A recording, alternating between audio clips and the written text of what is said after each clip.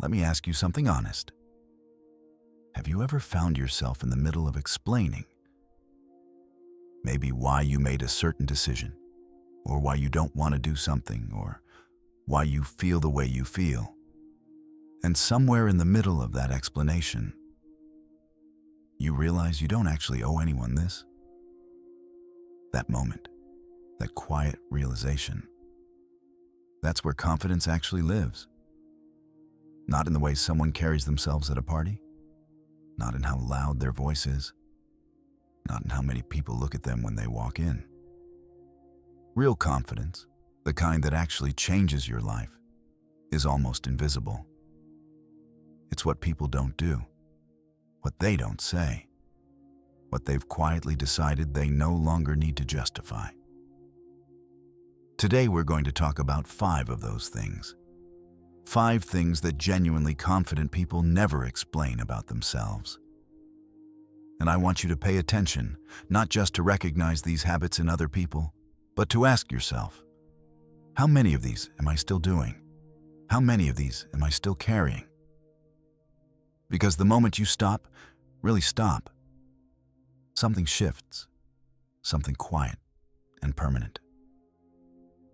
The first thing confident people never explain is their boundaries. Confident people never explain their boundaries, not defend them, not argue for them, not build a legal case for why it's okay that they don't want to do something.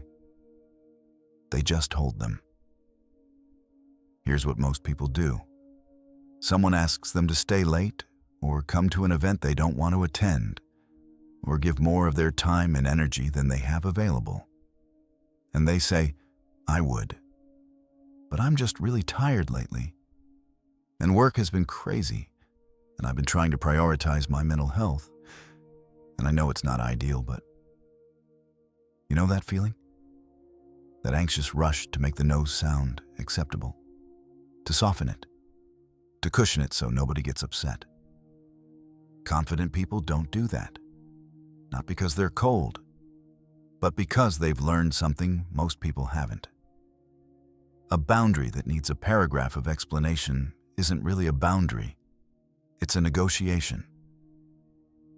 When you over-explain why you said no, you're sending a signal, consciously or not, that the no is up for debate. That if the other person makes a good enough counter-argument, you might fold. Confident people say no, and then they let the silence do the rest. Because they know the right people don't need your reasons, and the wrong people won't accept them anyway. When was the last time you said no to something and immediately felt the urge to justify it? What were you actually afraid of in that moment? That's not weakness. That's just something to get curious about. The second thing confident people never explain is their past.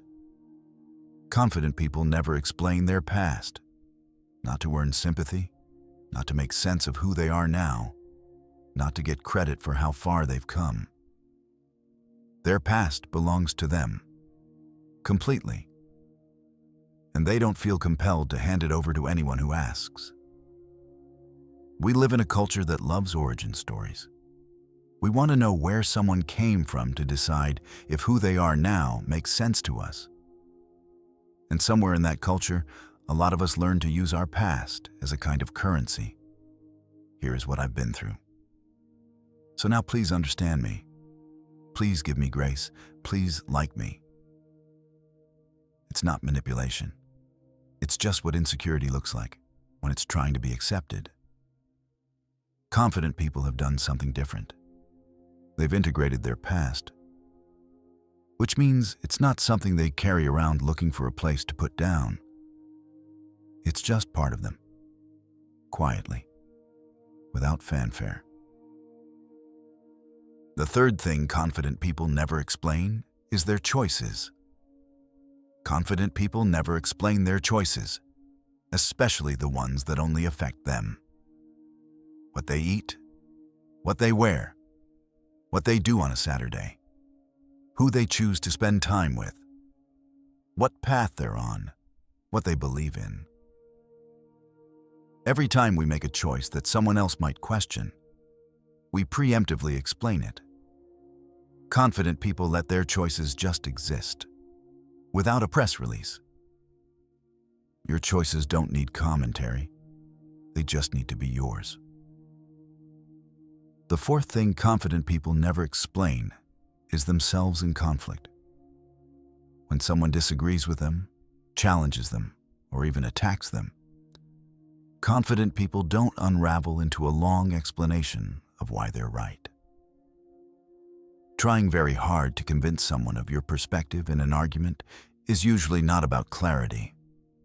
It's about anxiety. The anxiety that if this person doesn't understand you, doesn't agree with you, walks away still thinking something negative about you, then something about you is in danger. Confident people can say, "I hear your perspective. I see it differently."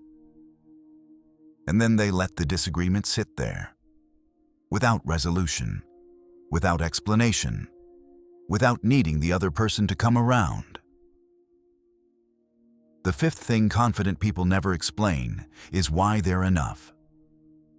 Confident people never explain why they deserve to be loved, included, respected, or taken seriously.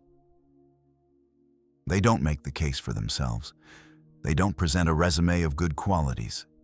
They don't work overtime to prove that they're worth keeping around. It's not arrogance. It's a settled knowing. Their worth isn't up for debate. None of this is about becoming someone who never explains anything. It's about learning to tell the difference between explanation that comes from clarity and explanation that comes from fear. Confidence isn't something you're born with or without. It's a practice.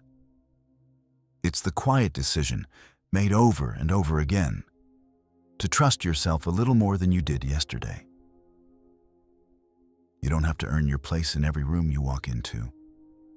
You don't have to justify the way you're living. You don't have to build a case for who you are.